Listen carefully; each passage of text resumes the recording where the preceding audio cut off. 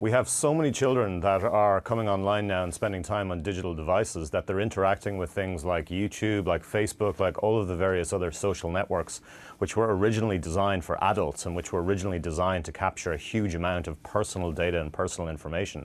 So what's happening is that they are unwittingly capturing huge, vast amounts of data on children around the world. For example, what kind of data are we talking about? Well, they'll drop things called cookies onto children's devices. Yes. So they will be capturing things like content, where the child might be, what sort of content the child is looking at, what sort of device they're using. And over time, this builds up into a huge profile that can be used to identify the child on the internet. That's why there's been new data privacy laws that have been passed in the US and Europe and now in China to make it illegal for any of these companies to actually capture this kind of data on children.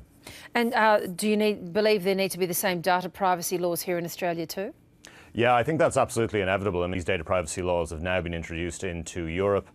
China has just rolled them out about 3 or 4 months ago. So really they're setting a global standard. So I think Australia will be very, very soon. And what's the downside of this? I mean, if those sort of laws are not put in place, or if we don't safeguard or put any protections in place, what can happen in relation to that data?